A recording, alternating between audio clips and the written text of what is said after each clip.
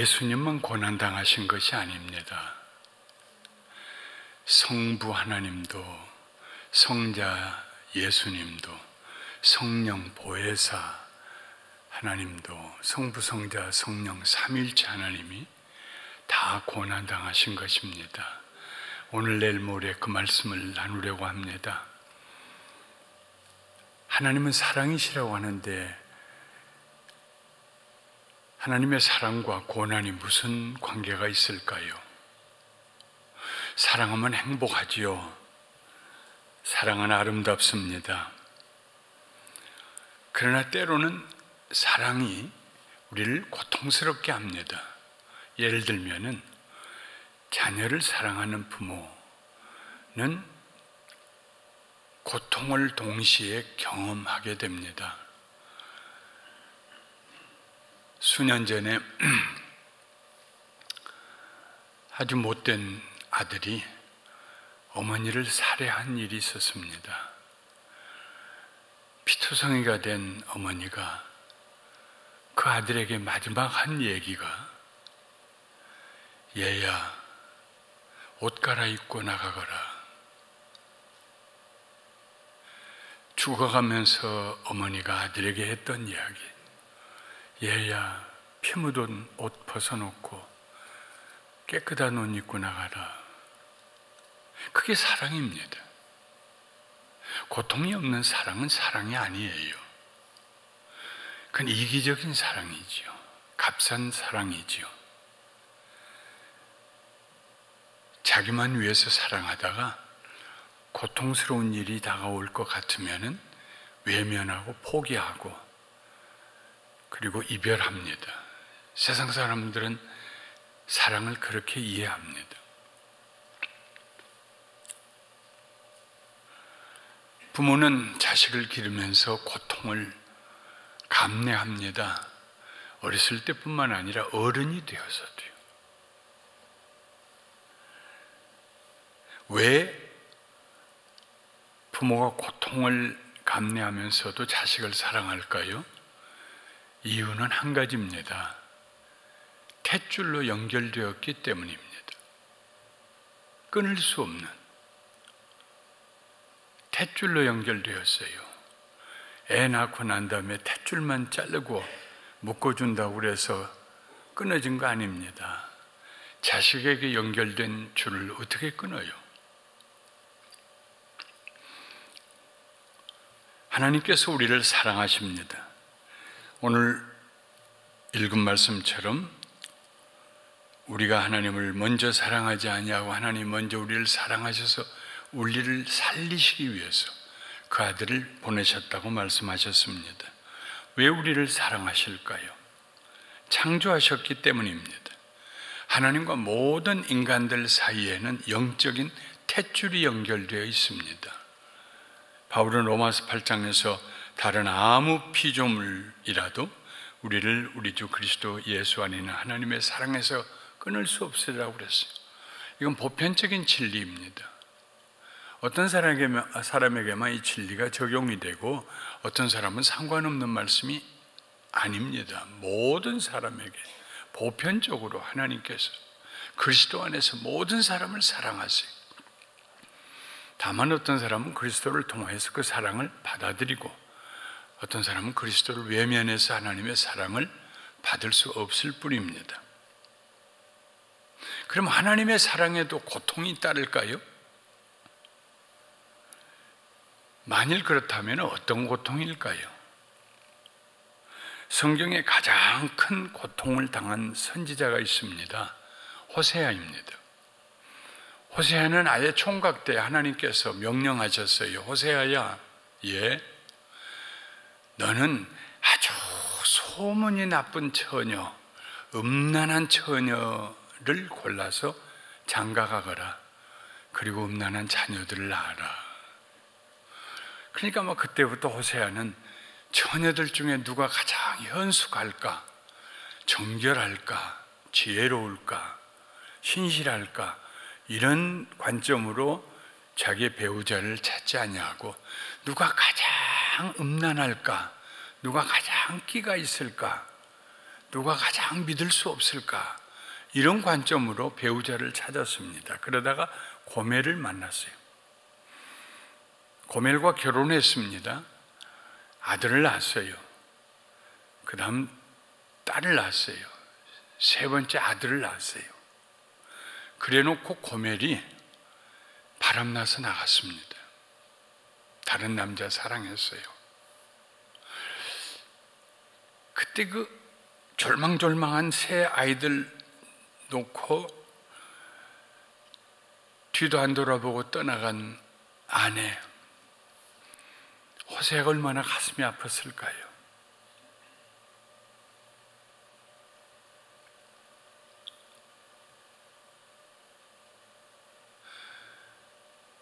하나님께서는 호세아를 통하여서 내가 사랑하고 내 백성으로 삼은 이스라엘이 나를 떠나서 바알을 섬기고 우상을 섬기고 음란하게 섬기고 나를 잊어버리고 나를 외면하고 떠난 그 이스라엘 때문에 당한 고통을 호세아를 통해서 이스라엘 백성들에게 가장 현실적으로 가장 드라마틱하게 보여주고 계십니다. 호세아가 그 아내를 사랑했어요. 근데 그 사랑 속에는 엄청난 고통이 들었어요. 무슨 고통입니까? 저걸 용서해야 되나? 받아들여야 되나? 이 고통입니다. 하나님의 사랑, 그 속에도 고통이 있어요. 죄를 범하고 하나님을 떠났던 모든 인간들을 향해서 저들을 용서해야 되나? 받아들여야 되나? 심판받지 아니하도록 구원해야 되나? 이 고통스러우심입니다. 이건 값싼 구원이 아닙니다. 아주 고통스러운 구원입니다. 창세기에서 창조 이야기는 1장과 2장에 불과합니다. 이번에 영어로 제가 Creation to Recreation이라고 책을 내면서 조금 강조를 했어요. 한글로 나온 책에 없는 내용을. 그 다음에 또 읽어보고 또 번역하면서 보니까는 그런 점들이 보이더라고요. 창세기는 하나님이 창조한 이야기다. 1장과 2장밖에 없어요. 그걸로 끝나요. 3장부터 50장까지는 범죄한 아담과 하와 때문에 뒤죽박죽이 된 세상을 다시 버리지 아니하시고 포기하지 아니하시고 다시 재창조하신 이야기가 기록이 되어 있습니다. 그러므로 창세기 3장부터 50장까지는 하나님의 고통스러움이 그 가운데 포함이 되어 있습니다.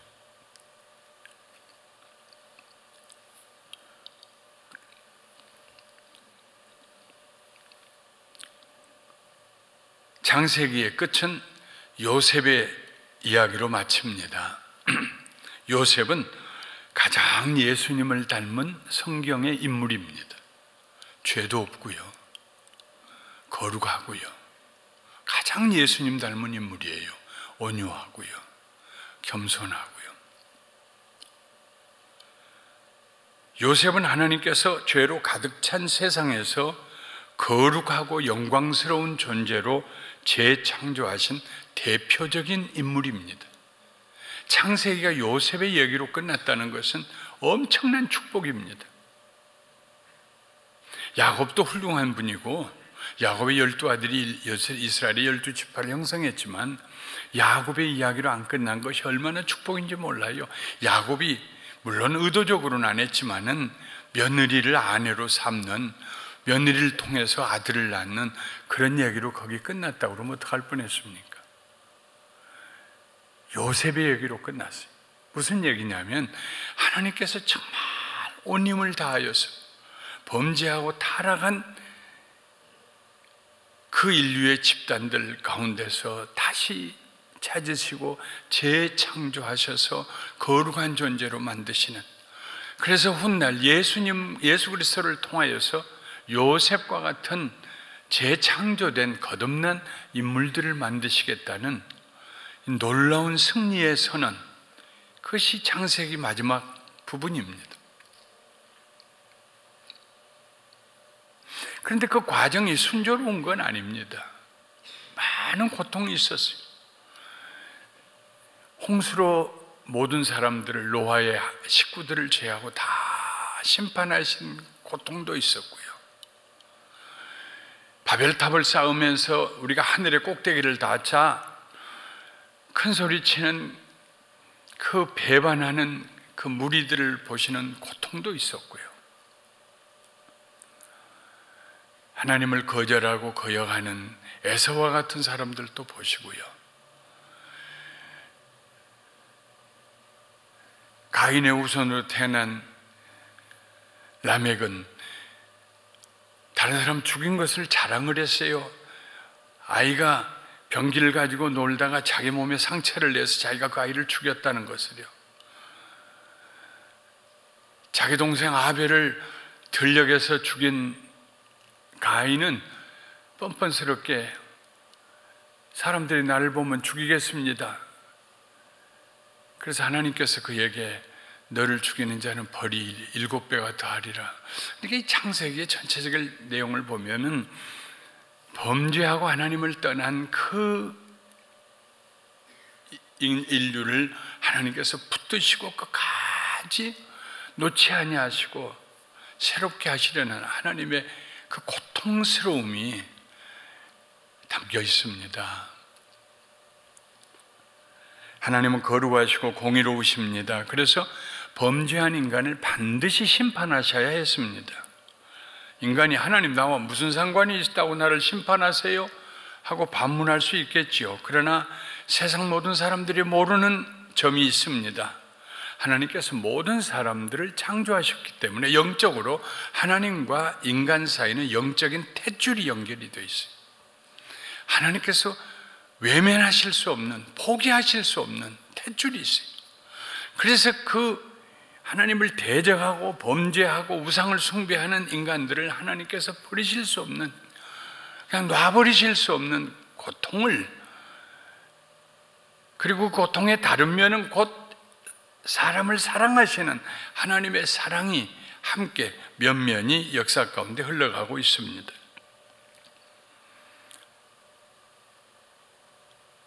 그분의 거룩하심과 의로우심 때문에 죄 지은 모든 사람들은 반드시 심판을 받아야 됩니다. 반드시 심판을 받아야 됩니다. 심판은 죽음입니다. 바울은 로마서에서 모든 사람이 죄를 범하였고 죄값은 사망이라고 했습니다. 그런데 인간을 하나님이 심판하실 수가 없어요. 죽이실 수가 없어요. 노아의 홍수가 끝나고 난 다음에 무지개를 보여주시며 내가 다시는 홍수로 사람들을 죽이지 않겠다고 스스로 맹세하셨습니다. 왜 그러셨을까요? 우리에게 무슨 가치가 있어서 그러나요? 아니요. 하나님의 인자하심 때문입니다. 우리를 불쌍히 여기시는 그의 긍휼하신 성품 때문입니다. 그래서 한편으로는 우리의 죄를 심판하셔야 하면서도 다른 한편으로는 그 죄를 용서하셔야 합니다. 영적 갈등이 곧 하나님의 사랑 안에 담겨진 고통입니다. 인간적인 표현을 빌리자면 애증관계 혹은 상반된 감정, 영어로는 ambivalence입니다. 우리가 늘 하는 말로 표현하면 죽일 수도 없고 살릴 수도 없는 그런 경우입니다. 이것은 인간이 경험할 수 있는 가장 고통스러운 감정입니다. 죽일 수도 없고 살릴 수도 없고. 죄인을 향한 하나님의 이런 고통이 가장 잘 표현된 성경 이야기가 아까 말씀드린 호세아서입니다. 애 셋 낳고 다른 남자 만나서 따라가 버렸어요. 뒤도 안 돌아보고. 35년 목회하는 가운데 저도 그런 경우를 보았어요. 뒤도 안 돌아보고 엄마가.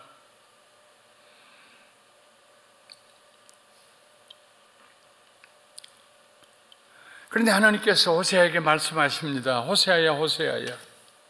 호세아 3장에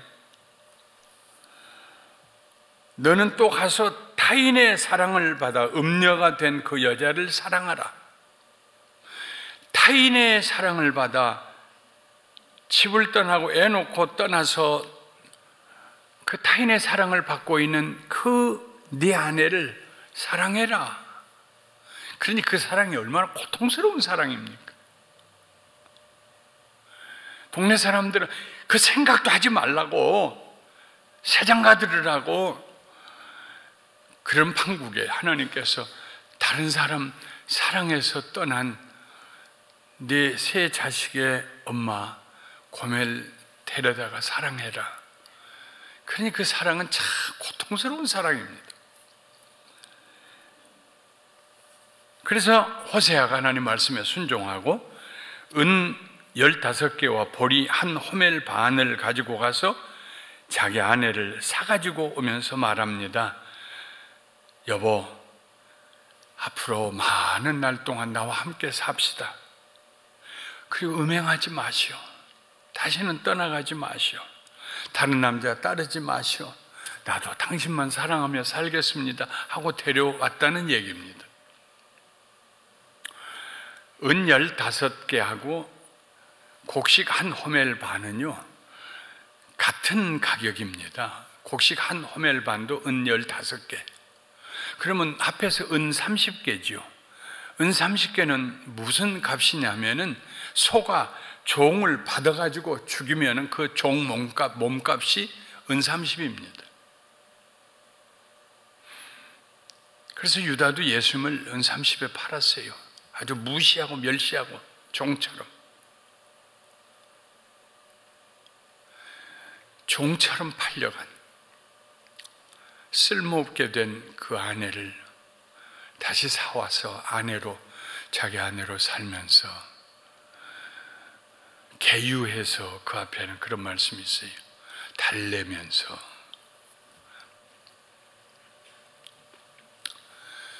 하나님의 사랑은 이기는 사랑입니다. 하나님의 사랑이 우리의 죄를 이기십니다. 하나님의 사랑이 우리의 심판을 이겨내십니다. 호세아의 아내 고멜은 그 뒤로 다시 집을 나가지 않았어요. 수치와 부끄러움으로 만신창이가 되었지만 호세아는 그녀를 품에 품었습니다. 남편이 괜찮다는데 동네 누가 뭐라고 하겠습니까? 하나님의 인자하심과 우리가 죄를 범하고 받을 심판 사이에는 결정적인 차이가 있습니다. 우리 시편 25편 6절 말씀 한번 큰 소리로 같이 읽어보겠습니다. 시작. 여호와여, 주의 긍휼하심과 인자하심이 영원부터 있었사오니 주여 이것을 기억하옵소서. 심판은 우리가 죄를 범했기 때문에 그 순간부터 심판이 있었습니다. 하나님의 인자하심은요, 긍휼하심은 영원 전부터 있었어요. 하나님의 이 긍휼하심과 하나님의 인자하심은 하나님의 영원하신 성품이에요. 심판은 유한한 거예요. 하나님의 긍휼하심과 인자하심은 영원한 거예요. 그러니 그 영원하신 하나님의 성품과 능력이 우리의 유한한 죄와 죄로 인한 사망의 권세와 죽음, 심판당해야 될 그것을 덮으실 수 있다는 말입니다. 팽팽한 대등한 관계가 아니에요. 물론 갈등은 있고 그 때문에 하나님이 고통당하시지요. 이스라엘 백성들이 우상을 숭배하러 갈 때마다 얼마나 고통을 당하시겠습니까? 예루살렘 성전에다가 우상을 세워놓고 거기에서 우상에게 절을 하고 솔로몬이 만든 제단을 구석에다 갖다 놓고 다메섹에 가서 우상의 신전을 보고 가지고 와서 제단을 만들어 놓고 거기에다가 우상에게 제사. 생각해 보세요. 교회 여기에다가 부처에 우상을 하나 세워놨다고 생각해 보세요. 끔찍한 일 아닙니까? 하나님이 얼마나 가슴이 아프셨겠어요. 그 가슴 아픔이, 그 고통스러움이 얼마나 크겠어요.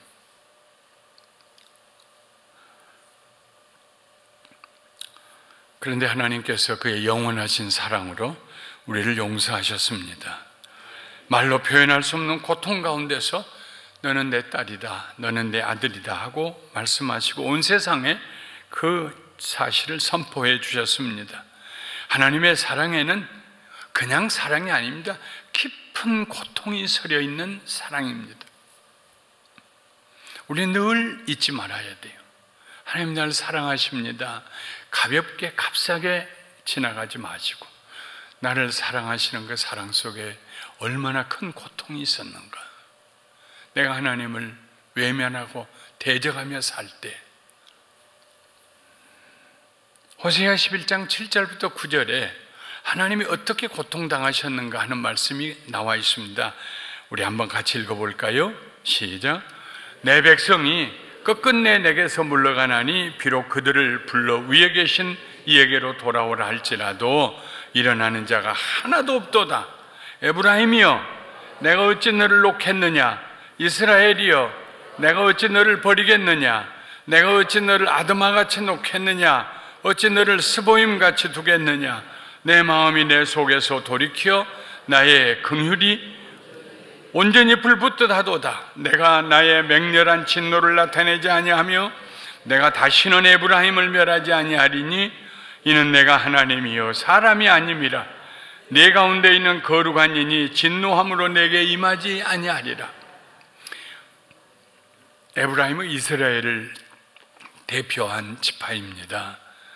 에브라임이여 내가 어찌 너를 놓겠느냐 하는 말씀은 이스라엘아 내가 너를 어떻게 포기할 수 있겠느냐, 내가 어떻게 너를 버릴 수 있겠느냐 하는 말씀입니다. 내가 너를 어찌 아드마같이 놓겠느냐, 너를 어찌 스보임같이 모른 척하고 내버려 두겠느냐. 아드마와 스보임은 소돔과 고모라가 유황불로 멸망할 때 그 옆에 있던 마을들입니다. 내가 어떻게 그 소돔과 고모라 옆에 있는 마을들 아드마와 스보임이 멸망하는 것처럼 너희들 멸망한 것을 가만히 두고 볼 수가 있겠느냐. 내 마음이 내 속에서 돌아서 너 나의 긍휼이 온전히 불붙듯 하는도다. 이 돌아서라는 말씀은 뭐냐면요, 가장 쉽게 이해하는 것은 엄마 뱃속에서 아기가 돌 때의 고통을 말합니다. 아이들이 보통은 엄마 뱃속에서 머리가 위에 있잖아요, 이렇게. 그런데 날 때가 되면 이게 돌아요. 그래서 머리가 아래로 내려와야 돼요. 발부터 나오면 큰일 나요. 발부터 나오면 산파가 집어넣어가지고 다시 머리부터 나오라고 그래요. 그러니까 머리가 위에 있던 머리가 아래로 내려가는데 그때 10시간 정도 혹은 그 이상 당하는 고통이요, 그게 산고입니다. 하나님께서 말씀해 내가 너를 어떻게 버릴 수 있겠느냐 이스라엘아. 내 속에서 내 마음이 돌아서 긍휼이 불붙듯 하는도다. 하나님의 사랑이 고통을 이겨내세요. 하나님의 사랑이 죄를 범한 이스라엘 백성 심판받아 마땅히 멸망받아야 될 이스라엘 백성들 그들의 죄를 이겨내세요. 그런데 그냥 이겨내는 게 아니요, 하나님 가슴에 하나님 마음이 돌아요. 고통 속에서, 산고 속에서. 성경을 제대로 읽다 보면 우리는 하나님이 그의 자녀들을 사랑하시기 위해서 어떤 고난을 당하시고 어떤 고통을 당하셨는가, 나를 위해서. 회개는 거기서부터 시작합니다. 나를 사랑하시기 위해서 얼마나 고통을 당하셨겠는가. 그동안에 내가 하나님 대적하고 그렇게 사는 동안 나를 버리지 아니하시고 내가 너를 어떻게 버릴 수 있겠느냐, 내가 어떻게 너를 놔버릴 수 있겠느냐 하시면서 끝까지 우리를 붙드신 그 엄마 뱃속에서 아기가 돌 때 고통처럼 스스로 마음을 돌리시면서 심판하지 않으시기로, 긍휼히 여기시기로 작정하시면서 당하셨던 하나님의 그 사랑의 고통을 이해할 때, 그때 우리는 회개할 수 있게 되고 진정한 회개가 거기서 나옵니다. 나는 하나님이다. 나는 사람이 아니다. 나는 너희들 가운데 있는 거룩한 이다. 그러므로 내가 진노함으로 너희에게 임하지 아니하리라. 다른 말로 하면 내가 긍휼히 여김으로 너희 가운데 임하리라. 시편 103편 8절부터 14절 우리 한번 읽어보겠습니다. 여호와는 긍휼이 많으시고 은혜로우시며 노하기를 더디하시고 인자하심이 풍부하시도다. 자주 경책하지 아니하시고 노를 영원히 품지 아니하시리로다. 우리의 죄를 따라 우리를 처벌하지 아니하시며 우리의 죄악을 따라 우리에게 그대로 갚지 아니하셨으니 이는 하늘이 땅에서 높음같이 그를 경외하는 자에게 그의 인자하심이 크심이로다. 동이 서에서 먼 것 같이 우리의 죄과를 우리에게서 멀리 옮기셨으며 아버지가 자식을 긍휼히 여김같이 여호와께서는 자기를 경외하는 자를 긍휼히 여기시나니 이는 그가 우리의 체질을 아시며 우리가 단지 먼지뿐임을 기억하심이로다. 너희 죄가 주홍같이 붉을지라도 눈과 같이 희어지고 진홍같이 붉을지라도 양털과 같이 희어지리라. 그렇게 하실 수 있는 분이 하나님이세요. 그의 인자하심 때문에, 그의 긍휼히 여기심 때문에. 아무 일도 없이요? 아니요. 말할 수 없는 고통 가운데서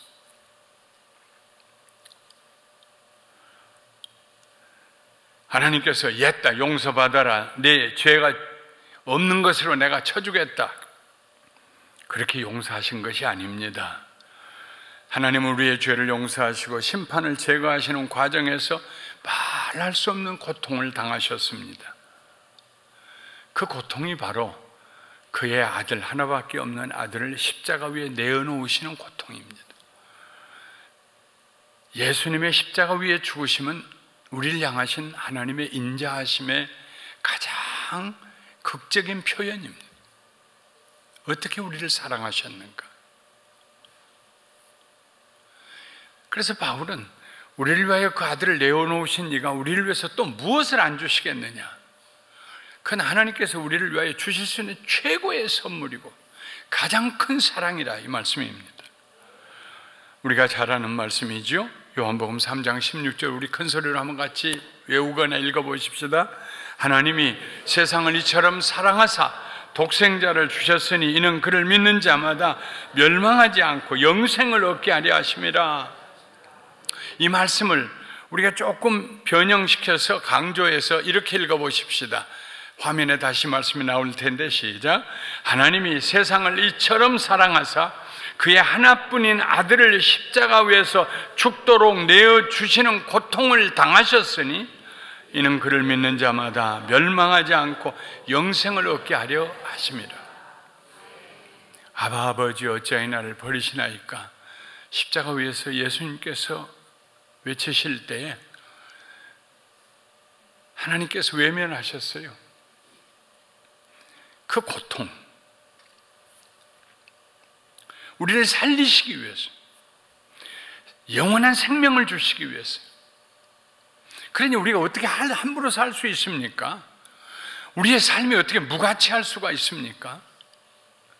그 고통 가운데서 참고 인내하시면서 마침내 그 아들을 보내셔서 우리를 살려주신 그 하나님의 고통